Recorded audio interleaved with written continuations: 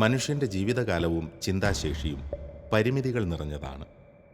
ഒട്ടേറെ പരിമിതികൾക്കുള്ളിൽ നിന്നുകൊണ്ട് അപൂർണമായ സങ്കേതങ്ങളുടെയും സിദ്ധികളുടെയും പിൻബലത്തിൽ പലതിൻ്റെയും അർത്ഥവും വ്യാപ്തിയും കണ്ടെത്താനാണ് എക്കാലവും മനുഷ്യൻ ശ്രമിച്ചിട്ടുള്ളത്.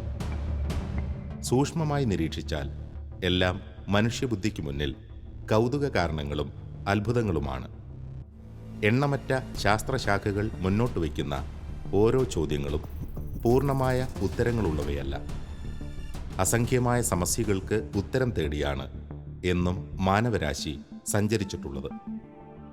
കാലങ്ങൾ കഴിയുന്തോറും ലഭിക്കുന്ന ഉത്തരങ്ങളെക്കാൾ മുന്നിലുയരുന്ന ചോദ്യങ്ങളുടെ എണ്ണം അനന്തമായി വർദ്ധിക്കുന്നു. എന്നാൽ ഇഴകീറിയുള്ള പരിശോധനകൾക്കിടെ നമുക്ക് മുന്നിൽ വ്യക്തമാകുന്ന ചൈതന്യം അനേകരെ എന്നും സ്രഷ്ടാവും പരിപാലകനുമായ ദൈവത്തോട് ചേർത്തു നിർത്തുന്നു.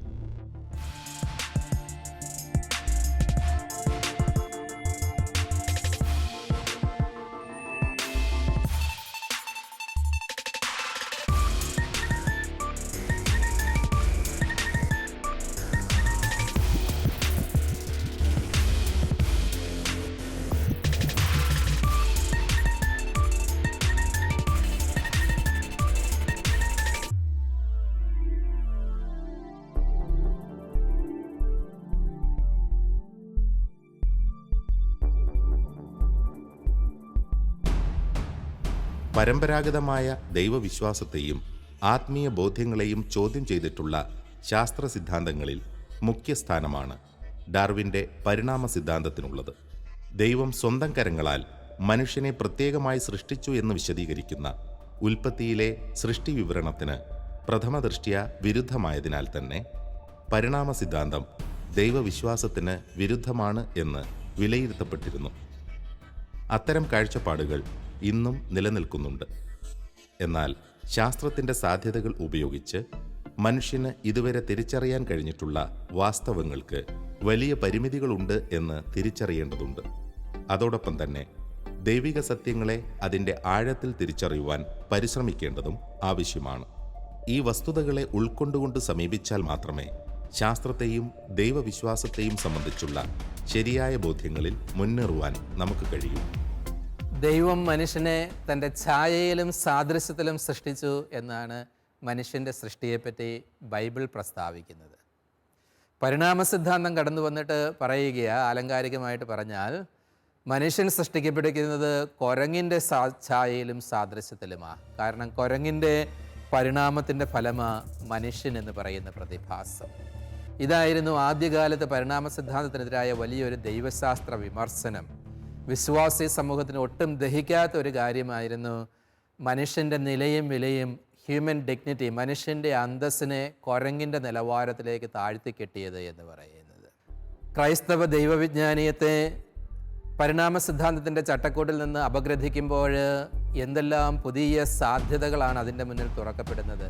പുതിയ ഒത്തിരി കാഴ്ചപ്പാടുകൾ നമുക്ക് സിദ്ധിക്കുന്നുണ്ട്. അവയെയൊക്കെ ഒന്ന് പരിചയപ്പെടുക എന്നുള്ളതാണ്. അതാണ് ഇന്നത്തെ എപ്പിസോഡിലൂടെ നമ്മൾ വിഭാവനം ചെയ്യുന്നത്. ക്രിസ്തീയ മാനവ വിജ്ഞാനീയവും പരിണാമശാസ്ത്രവും.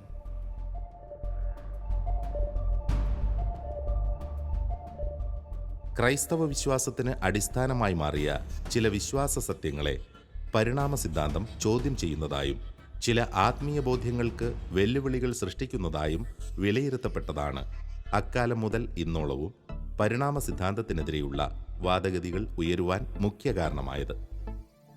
മനുഷ്യനിൽ കുടികൊള്ളുന്ന ആത്മാവ് സൃഷ്ടി വിവരണത്തിൽ സൂചിപ്പിക്കുന്ന ദൈവത്തിൻ്റെ ഛായയും സാദൃശ്യവും എന്നിങ്ങനെയുള്ള ചില ആശയങ്ങൾ ക്രൈസ്തവ വിശ്വാസത്തിൻ്റെ അടിസ്ഥാനം തന്നെയാണ്. പരിണാമം സത്യമെങ്കിൽ ആത്മാവ് എങ്ങനെ രൂപപ്പെട്ടു എന്ന ചോദ്യം ഏറെ സങ്കീർണമാണ്.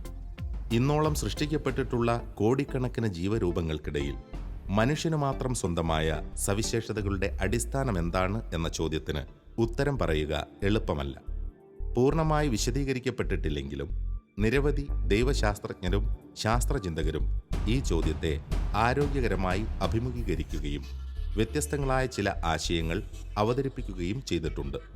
ഔദ്യോഗികമായി കത്തോലിക്ക ദൈവശാസ്ത്രം പരിണാമ സിദ്ധാന്തത്തെ അംഗീകരിക്കുന്നുവെങ്കിലും ശാസ്ത്രരംഗത്ത് എന്നതുപോലെ തന്നെ ദൈവശാസ്ത്ര രംഗത്തും കൂടുതൽ വ്യക്തതകൾക്കും ഉൾക്കാഴ്ചകൾക്കും തിരിച്ചറിവുകൾക്കും വേണ്ടിയുള്ള അന്വേഷണങ്ങൾ ഇന്നും പുരോഗമിക്കുകയാണ്.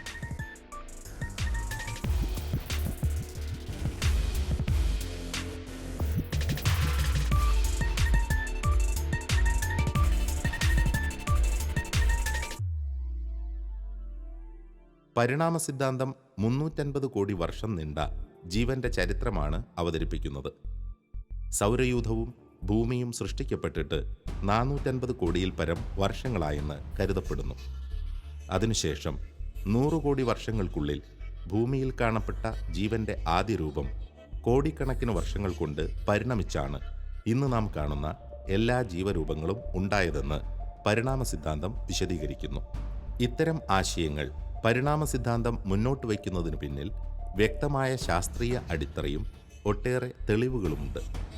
ഒരു അടിസ്ഥാന ജീവരൂപത്തിൽ നിന്ന് ഉരുത്തിരിഞ്ഞവയാണ് മനുഷ്യനുൾപ്പെടെയുള്ള സകല ജീവരൂപങ്ങളും എന്ന് ശാസ്ത്രം അസന്ദിഗ്ധമായി പ്രഖ്യാപിക്കുന്നു. മനുഷ്യന്റെ പരിണാമ ചരിത്രം ആരംഭിക്കുന്നത് മനുഷ്യനുൾപ്പെടുന്ന പ്രൈമേറ്റ് എന്ന ജീവവർഗത്തിന്റെ ഉത്ഭവത്തോടെയാണ്. മനുഷ്യൻ എന്ന് പറയുന്നത് ക്ലാസ് മമ്മേലിയയിൽ, നട്ടലുള്ള ജീവികളിൽ മമ്മേലിയ അല്ലെങ്കിൽ സസ്തനികൾ എന്ന് പറയുന്ന ഒരു ക്ലാസ്സിൽ, പ്രൈമേറ്റ എന്നൊരു ഓർഡറിൽ, ഹോമിനിഡ് എന്ന് പറയുന്ന ജീനസിലാണ് ശാസ്ത്രത്തിൽ മനുഷ്യൻ്റെ സ്ഥാനം. അപ്പോൾ നമ്മൾ ശാസ്ത്രീയമായിട്ട് എല്ലാത്തിനും പേരിട്ടിട്ടുണ്ട്. അപ്പോൾ അങ്ങനെ വരുമ്പോൾ മനുഷ്യൻ ശാസ്ത്രീയ നാമം എന്ന് പറയുന്ന ഹോമോ സാപ്പിയൻസ് ആണ്. അപ്പോൾ ഈ ഹോമോ സാപ്പിയൻസ് എങ്ങനെ ഉരുത്തിരിഞ്ഞു എന്നുള്ളൊരു ചോദ്യം വളരെ ലളിതവൽക്കരിച്ചാണ് മനുഷ്യൻ കുരങ്ങിൽ നിന്നാണ് ഉണ്ടായതെന്ന് വ്യാഖ്യാനിക്കപ്പെട്ടത്. ശരിക്കും ശാസ്ത്രത്തിൽ അങ്ങനെ മനുഷ്യൻ നേരിട്ടുള്ള പിൻഗാമി കുരങ്ങാണെന്നുള്ള ഒരു പരാമർശം എങ്ങുമില്ല. പക്ഷേ പരിണാമപരമായിട്ട് നോക്കുമ്പോൾ ജീവിവർഗങ്ങൾ പരിണമിക്കുകയും മനുഷ്യനും ഈ ലോകത്തിൽ ജീവിവർഗങ്ങളിൽ പെട്ട ഒരു ജീവി എന്നുള്ള നിലയ്ക്ക് അത്തരത്തിൽ ഇവോൾവ് ചെയ്യുകയും ചെയ്തു എന്നുള്ളതിന് തെളിവുകൾ നമുക്കുണ്ട്. ഭൂമിയിലെ ജീവന്റെ പരിണാമത്തിൻ്റെയും ഭൗമപ്രകൃതിയിലുണ്ടാകുന്ന നിർണായകമായ മാറ്റങ്ങളുടെയും വെളിച്ചത്തിൽ കഴിഞ്ഞ കാലത്തെ യുഗങ്ങളായും കാലഘട്ടങ്ങളായും ശാസ്ത്രജ്ഞർ തരംതിരിച്ചിട്ടുണ്ട്. നൂറ്റാണ്ടുകൾ നീണ്ട ഗവേഷണങ്ങളിൽ നിന്ന് വെളിപ്പെട്ട അറിവുകളും തെളിവുകളുമാണ് ഇത്തരത്തിലുള്ള നിരീക്ഷണങ്ങളുടെ അടിസ്ഥാനം.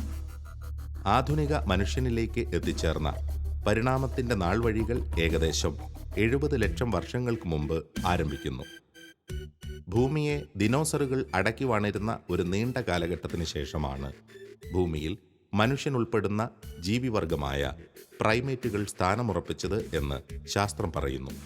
നരവംശാസ്ത്രജ്ഞരുടെ കണ്ടെത്തലുകൾ അനുസരിച്ച് 21 ലക്ഷം വർഷങ്ങൾക്ക് മുമ്പ് പിറവിയെടുത്ത ഹോമോ എന്നറിയപ്പെടുന്ന ജീവവർഗത്തിന്റെ ഒടുവിലെ കണ്ണിയാണ് മനുഷ്യൻ.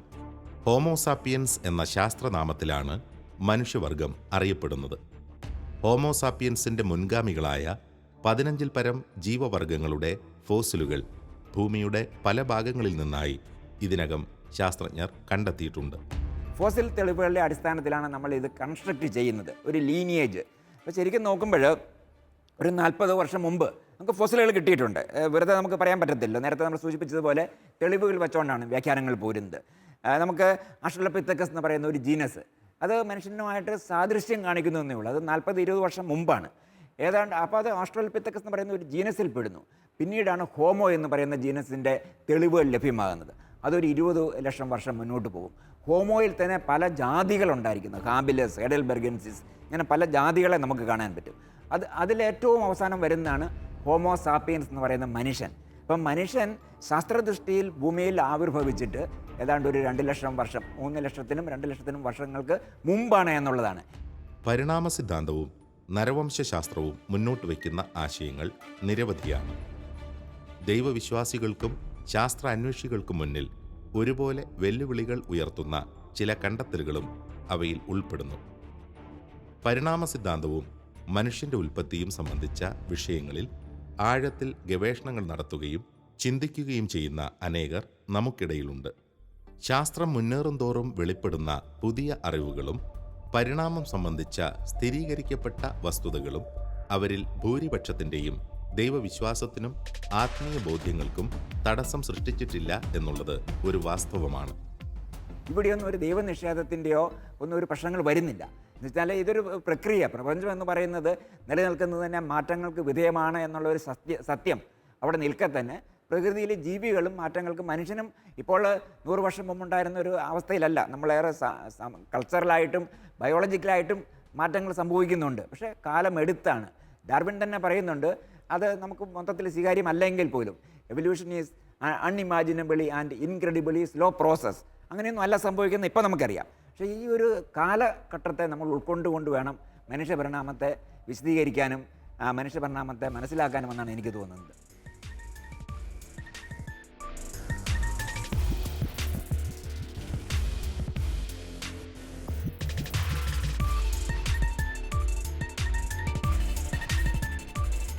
പരിണാമ സിദ്ധാന്തം വിശദീകരിക്കുന്ന നരവംശ ചരിത്രത്തെ അംഗീകരിക്കുകയും കഴിഞ്ഞ 2,00,000 വർഷങ്ങളായി തുടർന്നുകൊണ്ടിരിക്കുന്ന പരിണാമമാണ് ആധുനിക മനുഷ്യന്റെ ഉത്ഭവത്തിന് പിന്നിൽ എന്ന ശാസ്ത്രീയ നിരീക്ഷണത്തെ ശരിവയ്ക്കുകയും ചെയ്യുമ്പോൾ ഉയർന്നുവരുന്ന പ്രധാന ചോദ്യങ്ങളിലൊന്ന് മനുഷ്യനിൽ കുടികൊള്ളുന്നു എന്ന് നാം ഉറച്ചു വിശ്വസിക്കുന്ന ആത്മാവിനെക്കുറിച്ചാണ്. ആത്മീയതയുടെയും ദൈവവിശ്വാസത്തിൻ്റെയും അടിത്തറ തന്നെയായ ആത്മാവിൻ്റെ അസ്തിത്വം ഒഴിച്ചുകൂടാനാവാത്തതാണ്. പരിണാമം വഴിയാണ് മനുഷ്യൻ ഭൂമിയിൽ ഉത്ഭവിച്ചതെങ്കിൽ ആത്മാവിനെ എപ്രകാരം വിശദീകരിക്കാൻ കഴിയും എന്ന ചോദ്യം ഏറെ സങ്കീർണമാണ്. എൻ്റെ അഭിപ്രായത്തിൽ ഈ സോൾ എന്ന് പറയുന്നത് വളരെ കോംപ്ലിക്കേറ്റഡ് ആയിട്ടുള്ള ഒരു സംഗതിയാണ്. സാധാരണഗതിയിൽ നമ്മൾ അതൊരു നോൺ കോൺട്രവേഴ്സ്യൽ ആയിട്ട് ഒരു ഗിവൺ ഐഡിയ ആയിട്ട് അങ്ങനെ എടുക്കുകയാണ്. പക്ഷേ അതങ്ങനെ എടുക്കാൻ സാധിക്കത്തില്ല എന്നുള്ളത് ഇന്നത്തെ കാലത്ത് ബിബ്ലിക്കൽ സ്കോളേഴ്സ് പോലും പറയുന്നുണ്ട്. അതായത് നമ്മൾ കത്തോലിക്ക തിരുസഭ എടുത്തിരിക്കുന്നത് ദ ഗ്രീക്ക് വ്യൂ ആണ്, പ്ലേറ്റോയുടെ view, body and soul completely from to completely different worlds. ആ രീതിയിലാണ് ഗ്രീക്ക് ശാസ്ത്രജ്ഞന്മാരും ഗ്രീക്ക് ഫിലോസഫേഴ്സും സോളിനെ പറ്റി നിന്ന്. അതൊരു സ്റ്റാറ്റിക് വ്യൂ ആയിരുന്നു. ഇതല്ലായിരുന്നു ജൂവിഷ് വ്യൂ.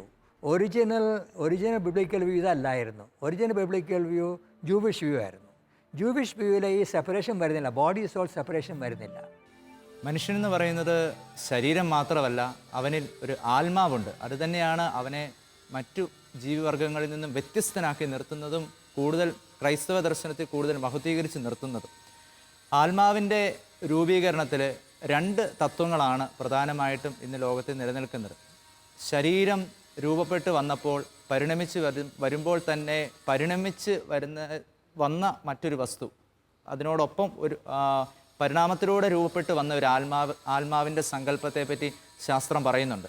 അതിൽ ആ ശാസ്ത്രശാഖയിലൂടെ ചിന്തിക്കുമ്പോൾ ആത്മാവ് മാറ്ററിൽ അന്തർലീനമായിട്ട് നിലനിന്നിരുന്ന ഒരു വസ്തുവാണ്.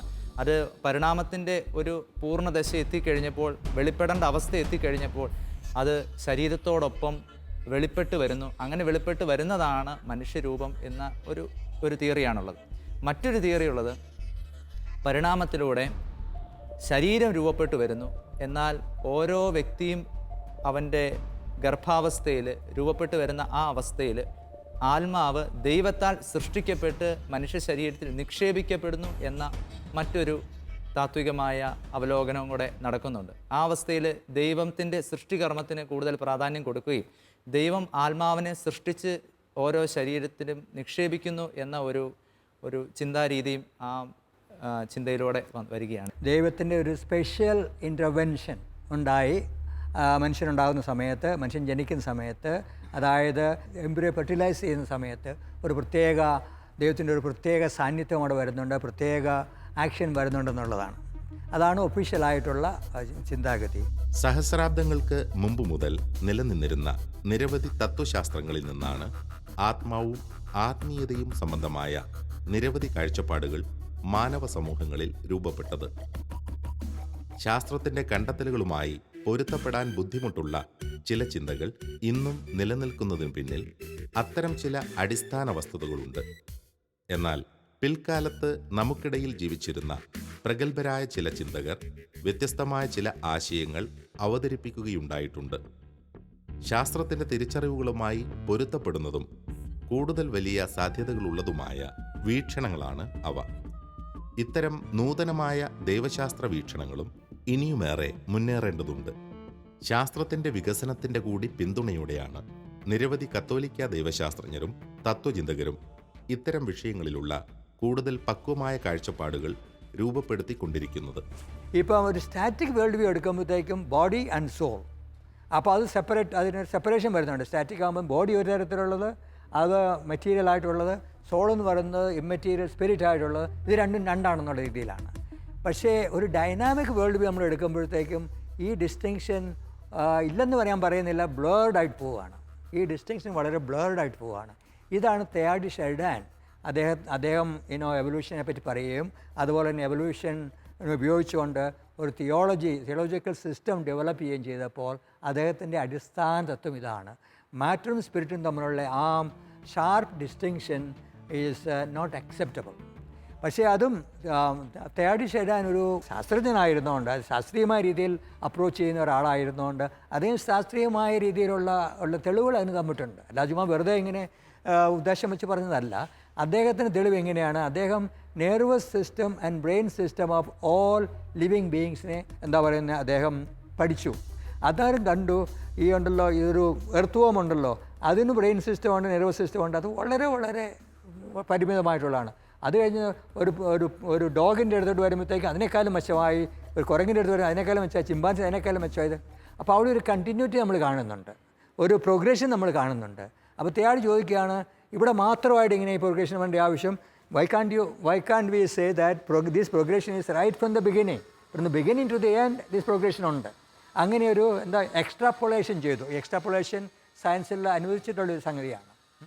അങ്ങനെ എക്സ്ട്രാപ്പൊളേഷൻ ചെയ്തിട്ടാണ് തെയാഡി ഷെർഡാൻ ഇതിനെപ്പറ്റി, സോളിനെ പറ്റി പറയുന്നത്. അങ്ങനെ വെച്ച് നോക്കുമ്പോഴത്തേക്കും ഈ ഒരു സ്പെഷ്യൽ ഇൻ്റർവെൻഷൻ്റെ ആവശ്യം വരുന്നില്ല. അപ്പോൾ ഡാർവിൻ സ്റ്റാറ്റിക്, ഒരുപക്ഷെ ഡാർവിൻ്റെ തിയോളജി സ്റ്റാറ്റിക് ആയിരുന്നായിരിക്കാം. അതുകൊണ്ടാണ് പ്രശ്നം വന്നത്. ഈ ബോഡിയും സോളും വന്നപ്പോഴത്തേക്കും പ്രശ്നങ്ങൾ വന്നത്. അല്ലെങ്കിൽ ഡാർവിനെ സപ്പോർട്ട് ചെയ്യുന്നവർക്ക് പ്രശ്നം വന്നത് അതുകൊണ്ടായിരിക്കാം. പക്ഷേ തെയാഡിനെ നമ്മൾ സപ്പോർട്ട് ചെയ്യുവാണെങ്കിൽ കണ്ടിന്യൂറ്റി ഉള്ളതുകൊണ്ട് ഈ ഷാർപ്പ് ഡിസ്റ്റിങ്ഷൻ വരുത്തേണ്ട ആവശ്യം വരുന്നില്ല. ദൈവം എല്ലായിടത്തും ഉണ്ട്. ദൈവം ആദ്യം മുതൽ അവസാനം വരെയുണ്ട്. പിന്നെ ഒരു പക്ഷേ ഇങ്ങനെ വേണമെങ്കിൽ നമുക്ക് പറയാം, ചില മോമെൻറ്റ്സിൽ കണ്ടിന്യൂറ്റി ഉണ്ടെങ്കിൽ ചില മോമെൻറ്റ്സിൽ ദൈവത്തിൻ്റെ സാന്നിധ്യം കുറച്ചുകൂടെ സ്ട്രോങ് ആയിട്ട് വരാം. ഇപ്പം നമ്മൾ കണ്ടിന്യൂറ്റി പറയുന്നതിൻ്റെ അർത്ഥം എപ്പോഴും ഇങ്ങനെ യൂണിഫോമായിട്ട് വരണം നിർബന്ധമില്ലല്ലോ. There are certain moments where God's intervention is stronger. തെയാഡ് അതിനെപ്പറ്റി പറയുന്നത് ക്രിട്ടിക്കൽ പോയിൻറ്റ്സ് എന്നാണ് പറയുക. അപ്പം ഞാൻ ആ ക്രിട്ടിക്കൽ പോയിൻറ്റ്സ് ഞാൻ അത്രയും സ്ട്രോങ് ആയിട്ട് എടുക്കുന്നില്ല. കാരണം നമ്മൾ തെർമോഡൈനാമിക്സിനെ പറ്റി പഠിക്കുമ്പോഴത്തേക്കും ക്രിട്ടിക്കൽ പോയിൻറ്റ്സ് ഒത്തിരി ഷാർപ്പ് ഡിസ്റ്റിങ്ഷൻ വരുന്നുണ്ട്. അത്രയും ഡിസ്റ്റിങ്ഷൻ വേണ്ട എന്നാണ് എൻ്റെ അഭിപ്രായം. അതുകൊണ്ട് ഞാൻ ഇങ്ങനെ പറഞ്ഞു, there are certain moments when God intervenes more strongly. അപ്പോൾ എൻ്റെ അഭിപ്രായത്തിൽ ഈ നമ്മുടെ മനുഷ്യൻ ഉണ്ടാകുന്നത് ആ ഒരു മോമെൻ്റാണ്. ആ മോമെൻറ്റ് ദൈവം കുറച്ചുകൂടെ കൂടുതലായിട്ട് ദൈവത്തിൻ്റെ സാന്നിധ്യം അവിടെ വരുന്നു എന്ന് മാത്രമേ ഉള്ളൂ. അല്ലാതെ കണ്ടിന്യൂറ്റിക്ക് നിശ്ചയം വരുന്നില്ല. അപ്പം എവല്യൂഷൻ വെച്ചുകൊണ്ട് തന്നെ നമുക്ക് സോളിനെ പറ്റി സംസാരിക്കുന്നതിന് ഒരു പ്രശ്നവും വരുന്നില്ല. ഓരോ കാലഘട്ടത്തിലും വിവിധ ദേശങ്ങളിൽ നിലനിന്നിരുന്ന തത്വശാസ്ത്ര വീക്ഷണങ്ങൾക്കനുസരിച്ചാണ് കത്തോലിക്ക ദൈവശാസ്ത്രവും ആത്മീയ കാഴ്ചപ്പാടുകളും വളർന്നു വികസിച്ചിട്ടുള്ളത്. ആധുനിക ശാസ്ത്രത്തിൻ്റെ കണ്ടെത്തലുകളുടെ കൂടി വെളിച്ചത്തിൽ കൂടുതൽ വ്യക്തതയും യാഥാർത്ഥ്യത്തോട് കൂടുതൽ ചേർന്ന് നിൽക്കുന്നതുമായ അടിസ്ഥാന കാഴ്ചപ്പാടുകൾ ദൈവശാസ്ത്ര മണ്ഡലങ്ങളിൽ രൂപം കൊള്ളേണ്ടിയിരുന്നു. കാലം കഴിയുന്തോറും ഭൗതികമായി മനുഷ്യൻ ആർജിക്കുന്ന വളർച്ച ശാസ്ത്രരംഗത്തും ദൈവശാസ്ത്ര രംഗത്തും ഒന്നുപോലെ പ്രതിഫലിക്കേണ്ടതുണ്ട്. ശാസ്ത്രത്തോടും ദൈവശാസ്ത്ര വീക്ഷണങ്ങളോടുമുള്ള കത്തോലിക്ക സഭയുടെ നിലപാട് എക്കാലവും ഇതാണ്. ബൈബിൾ വിഭാവനം ചെയ്യുന്ന ആദ്യകാല യഹൂദ പാരമ്പര്യത്തിൽ നിന്ന് കടന്നു വരുന്ന ഹീബ്രു ട്രഡീഷനിലെ മനുഷ്യദർശനം നോക്കുകയാണെങ്കിൽ ഇങ്ങനെ ഒരു ആവശ്യം വരുന്നില്ല. അത് പദാർത്ഥത്തിൻ്റെ തന്നെ വികസിതമായിക്കൊണ്ടിരിക്കുന്ന വലിയൊരു സാധ്യതയായിട്ട് ആത്മാവിനെ വിഭാവനം ചെയ്യുന്നത്. ഹീബ്രു പദങ്ങൾ ആത്മാവിനെ സൂചിപ്പിക്കാൻ വേണ്ടി ഉപയോഗിക്കുന്നത് നെഫേഷ്, റുവാഖ്, ബാറ തുടങ്ങിയ പദങ്ങളാണ്. ഈ പദങ്ങളെല്ലാം തന്നെ ആദ്യമേ വിവക്ഷിക്കുന്നത് പദാർത്ഥം, ശരീരം എന്നൊക്കെയാണ്. തുടർന്നാണ് മനസ്സ്, ആത്മാവ്, അരൂപി തുടങ്ങിയ സംജ്ഞകൾ കടന്നു വരുന്നത്. അതായത് ആത്മാവും ശരീരവും തമ്മിലുള്ള ഒരു ഐക്യ ദർശനം ഒരേ പദം കൊണ്ട് തന്നെ ഹീബ്രു പാരമ്പര്യത്തിൽ വിളക്കി ചേർത്തിരിക്കുകയാണ് എന്നുള്ളതാണ്. നിർഭാഗ്യവശാൽ ഗ്രീക്ക് തത്വചിന്തയാണ് ക്രൈസ്തവ ദൈവശാസ്ത്രത്തെ പിന്നീട് സ്വാധീനിച്ചത്. അരിസ്റ്റോട്ടിലും പ്ലേറ്റോയും ഒക്കെ വിശുദ്ധ അഗസ്റ്റിനിലൂടെയും തോമസ് അക്വിനാസിലൂടെയും ശക്തമായ സ്വാധീനം ചെലുത്തിയത് വഴിയായിട്ട് കൂടുതലും ദ്വൈതവാദമാണ് ക്രിസ്തീയ പാരമ്പര്യത്തിൽ നിലനിന്നിരുന്നത്. ഇന്ന് പ്രകൃതിശാസ്ത്രങ്ങളുമായിട്ടുള്ള സംവാദത്തിൻ്റെ വെളിച്ചത്തിൽ ജോൺ ബോൾ രണ്ടാമൻ മാർപ്പാപ്പ തന്നെ പ്രസ്താവിച്ചിട്ടുണ്ടല്ലോ, പണ്ട് ഗ്രീക്ക് തത്വചിന്ത ക്രൈസ്തവ ദർശനത്തെ സ്വാധീനിച്ചതുപോലെ ഇന്ന് പ്രകൃതി ശാസ്ത്രങ്ങളാണ് ക്രൈസ്തവ ദൈവശാസ്ത്രത്തെ രൂപപ്പെടുത്തേണ്ടത് എന്ന്. അത്തരണത്തിലുള്ള വളരെ ക്രിയാത്മകമായ സംവാദങ്ങൾ ഇന്ന് ധാരാളം നടക്കുന്നത് കൊണ്ട് ക്രൈസ്തവ മനുഷ്യ ദർശനത്തിലെ നഷ്ടപ്പെട്ടു പോയ ഒത്തിരി കണ്ണികളെ വീണ്ടെടുക്കുവാനും നമ്മുടെ മനുഷ്യ ദർശനത്തെ തന്നെ ഒത്തിരി വിശാല സീമകളിലേക്ക് തുറന്നു വിടുവാനും സാകല്യമായ ഹോളിസ്റ്റിക് ആയിട്ടുള്ള ഒരു മനുഷ്യ ദർശനത്തെ തന്നെ രൂപപ്പെടുത്തുവാനും വേണ്ട ഒത്തിരി വിഭവങ്ങളും സങ്കേതങ്ങളും പരിണാമ സിദ്ധാന്തത്തിൽ ഒളിഞ്ഞുകിടക്കുന്നത് നമുക്ക് തിരിച്ചറിയുവാൻ സാധിക്കുന്നതേ ഉള്ളൂ. ദൈവം തൻ്റെ ഛായയും സാദൃശ്യവും നൽകി സ്വന്തം കരങ്ങൾ കൊണ്ട് മെനഞ്ഞെടുത്തു എന്ന് വിശുദ്ധ ഗ്രന്ഥം വിവരിക്കുന്ന മനുഷ്യൻ എന്ന ഉത്കൃഷ്ട സൃഷ്ടിയുടെ മാഹാത്മ്യത്തെ പരിണാമ സിദ്ധാന്തം ചോദ്യം ചെയ്യുന്നു എന്നുള്ളത് ഗുരുതരമായ ഒരാരോപണമാണ്. എന്നാൽ മനുഷ്യവർഗത്തിൻ്റെ ഔന്നത്യത്തെയും മഹത്വത്തെയും പരിണാമ സിദ്ധാന്തം കുറച്ചു കാണുന്നില്ല എന്നതാണ് വാസ്തവം. പരിണാമ സിദ്ധാന്തത്തെ തുടർന്നുള്ള ഗവേഷണങ്ങൾക്കൊപ്പം ജീവശാസ്ത്രപരമായ നിരവധി കണ്ടെത്തലുകൾ കൂടി ശാസ്ത്രം ആധുനിക ലോകത്തിനു മുന്നിൽ അവതരിപ്പിച്ചപ്പോൾ വ്യക്തമായ ജീവന്റെ മഹനീയത കൂടുതൽ മികച്ച ആത്മീയ ഉൾക്കാഴ്ചകളിലേക്ക് നമ്മെ നയിക്കുന്നു. പരിണാമ സിദ്ധാന്തത്തിനെതിരെയുള്ള ഒരു വിമർശനം എന്ന് പറയുന്നത് ഇത് മനുഷ്യൻ്റെ അന്തസ്സിന് നിരക്കുന്നതല്ല, കുരങ്ങനിൽ നിന്ന് മനുഷ്യൻ ഉരുത്തിരിഞ്ഞു വരുന്നത് എന്ന് പറയുന്നതാണല്ലോ. അതിലും കൂടുതൽ നിഷേധാത്മകതയേക്കാൾ ഉപരി ഭാവാത്മകമായ സാധ്യതകളാണ് നമ്മൾ കാണുന്നത്. എന്താണ് ഹ്യൂമൻ ഡിഗ്നിറ്റി എന്നതുകൊണ്ട് ദൈവശാസ്ത്രം വിഭാവനം ചെയ്യുന്നത് എന്നത് നമ്മൾ ആദ്യമേ മനസ്സിലാക്കണം. മനുഷ്യൻ പേഴ്സൺ ആണ് എന്നർത്ഥം. പേഴ്സൺ എന്നത് ദൈവശാസ്ത്രപരമായിട്ടും തത്വശാസ്ത്രമായിട്ടും വളരെ അർത്ഥപ്രസക്തമായ ഒരു സംജ്ഞയാണ്. പേഴ്സൺ എന്ന് പറഞ്ഞു കഴിഞ്ഞാൽ ദൈവത്തെ പോലെ അറിവും സ്വാതന്ത്ര്യവുമുള്ള വ്യക്തി എന്ന് അതിൻ്റെ അർത്ഥം. അറിവും സ്വാതന്ത്ര്യമുള്ളത് എന്തോ അതിനെയാണ് വ്യക്തി എന്ന് വിളിക്കുന്നത്. മനുഷ്യനിൽ ബുദ്ധിയുണ്ട്, മനുഷ്യന് ആത്മബോധമുണ്ട്, അതുകൊണ്ട് മനുഷ്യന് അറിവുണ്ട്, സ്വാതന്ത്ര്യമുണ്ട് എന്ന് നമുക്ക് പറയാം. ഇത് ദൈവത്തിൻ്റെ സവിശേഷതകളാണ്. അത് ഒത്തിരി മനുഷ്യനിൽ ഉള്ളത് കൊണ്ടാണ് മനുഷ്യൻ ദൈവത്തിൻ്റെ ഛായയിലും സാദൃശ്യത്തിലും സൃഷ്ടിക്കപ്പെട്ടിരിക്കുന്നു എന്ന് ദൈവശാസ്ത്രം പറയുന്നത്. പക്ഷേ നമ്മൾ കണ്ട പരിണാമത്തിൻ്റെ കാഴ്ചപ്പാടിൽ നോക്കുമ്പോൾ ഈ ഛായയെയും സാദൃശ്യത്തെയും അറിവിനെയും സ്വാതന്ത്ര്യത്തെയും സ്നേഹത്തെയും ഒന്നും, സ്വാതന്ത്ര്യത്തിൻ്റെ വേറൊരു ആഖ്യാനം ആ സ്നേഹം എന്ന് പറയുന്നത്, പേഴ്സണോട് ചേർന്ന് പോകുന്ന വേറൊരു സംജ്ഞ. ഈ മൂന്ന് ഘടകങ്ങളും നമുക്ക് എല്ലാ ജീവജാലങ്ങളിലും ഒരു പരിധിവരെ കണ്ടെത്താൻ സാധിക്കുമെന്നുള്ളതാണ്. മനുഷ്യനിൽ മാത്രമല്ല. ശരിയാണ്, ഇത്രയും സുപ്രീമായിട്ടുള്ള ഒരു സെൽഫ് കോൺഷ്യസ് ആത്മാവബോധമോ ബോധത്തിൻ്റെ വളർച്ചയോ മറ്റ് ജീവജാലങ്ങളിൽ നമുക്ക് കാണുവാൻ സാധിക്കുകയില്ല. പക്ഷേ എന്നിരുന്നാൽ പോലും ബോധത്തിൻ്റെ മിനിയേച്ചർ രൂപങ്ങൾ ഒരു ബാക്ടീരിയയിൽ പോലും കണ്ടെത്താൻ സാധിക്കുമെന്നുള്ളതാണ്. ഇന്ന് ബാക്ടീരിയോളജിസ്റ്റുകൾ പറയുന്നത് the simplest cells have the most complex lessons to teachers എന്നാണ്. ഏറ്റവും ലഘു ജീവരൂപങ്ങൾക്കായി ഇന്ന് ഏറ്റവും ലളിതമായ ജീവരൂപങ്ങൾക്കായി ഇന്ന് ഏറ്റവും സങ്കീർണമായ പാഠങ്ങൾ നമുക്ക് പറഞ്ഞു വരുവാനുള്ളത് പോലും ബാക്ടീരിയോളജിസ്റ്റുകൾ പറയുന്നതാ. ഇൻ്റലിജൻറ്റ് ബാക്ടീരിയ, അൾട്രൂയിസ്റ്റിക് ബാക്ടീരിയ, ജീവൻ 300 കോടി വർഷങ്ങൾക്ക് മുമ്പ് പദാർത്ഥത്തിലേക്ക് സന്നിവേശിപ്പിക്കപ്പെട്ടപ്പോൾ ഉണ്ടായ ആദ്യ ഉൽപ്പന്നത്തിന് തന്നെ ബോധത്തിൻ്റെ അംശങ്ങൾ ഉണ്ടായിരുന്നുവെന്നർത്ഥം. അതിലുമുണ്ടായിരുന്നു അറിവും സ്വാതന്ത്ര്യവും സ്നേഹവും ഒക്കെ. അതിൻ്റെ വികാസമാണ് മനുഷ്യനെന്ന് പറയുന്നത്.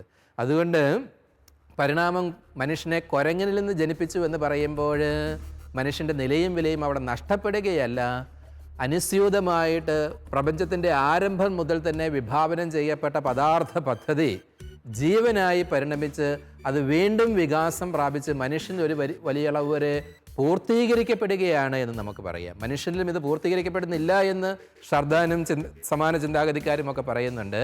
അതുകൊണ്ട് മനുഷ്യൻ്റെ വിലയെയും നിലയെയും നഷ്ടപ്പെടുത്തുന്നതിനേക്കാൾ ഉപരി ഹ്യൂമൻ ഡിഗ്നിറ്റിയെ പരിപോഷിപ്പിക്കുന്നതേ ഉള്ളൂ പരിണാമത്തിൽ അന്തർലീനമായിരിക്കുന്ന മാനവ വിജ്ഞാനീയം എന്ന് നമ്മൾ മനസ്സിലാക്കുക.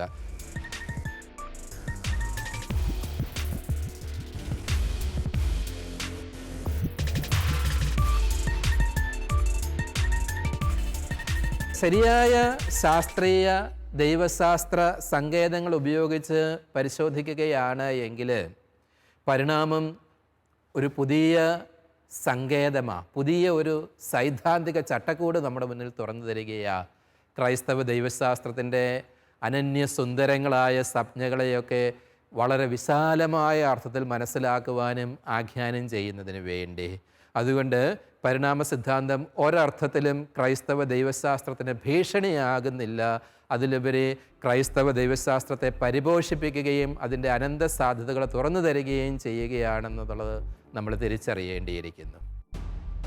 പരിണാമ സിദ്ധാന്തം സംബന്ധിച്ച ആശയക്കുഴപ്പങ്ങൾ ശാസ്ത്രലോകത്തും ദൈവവിശ്വാസം സംബന്ധിച്ചും നിലനിൽക്കുകയാണെങ്കിലും കത്തോലിക്കാ സഭയുടെ നിലപാടുകൾ വ്യക്തതയുള്ളതാണ്. ആധുനിക ശാസ്ത്രവും ഗവേഷണങ്ങളും മുന്നേറുന്നതിനനുസരിച്ച് കൂടുതൽ വ്യക്തമായ കാഴ്ചപ്പാടുകളിലേക്ക് വിശ്വാസി സമൂഹവും കടന്നുവരുമെന്ന് തീർച്ച. ശാസ്ത്രവും വിശ്വാസ സംബന്ധമായ ബോധ്യങ്ങളും തമ്മിലുള്ള ചില പൊരുത്തക്കേടുകൾ അപൂർണ ജ്ഞാനത്തിൻ്റെ ലക്ഷണങ്ങൾ മാത്രമാണ് എന്ന് നാം തിരിച്ചറിയേണ്ടതുണ്ട്. തുറന്ന ഹൃദയത്തോടെ ആത്മീയ സത്യങ്ങളെയും മുൻധാരണകളില്ലാതെ ശാസ്ത്രീയ നേട്ടങ്ങളെയും സമീപിക്കുന്ന പക്ഷം ജീവിത യാഥാർത്ഥ്യങ്ങൾ പൂർണ്ണമായ വ്യക്തതയിൽ ഉൾക്കൊള്ളുവാൻ നമുക്ക് കഴിയും. ലൈറ്റ് ഓഫ് ട്രൂത്ത് എന്ന ഈ ശാസ്ത്ര മതസംവാദ പരമ്പരയുടെ കഴിഞ്ഞ എപ്പിസോഡുകൾ യൂട്യൂബിൽ ലഭ്യമാണ്. ഈ ഡോക്യുമെൻ്ററി പരമ്പരയെക്കുറിച്ചുള്ള നിങ്ങളുടെ വിലയേറിയ അഭിപ്രായങ്ങളും നിർദ്ദേശങ്ങളും വാട്സപ്പ് വഴി ഞങ്ങളെ അറിയിക്കാവുന്നതാണ്. WhatsApp number 9745901960.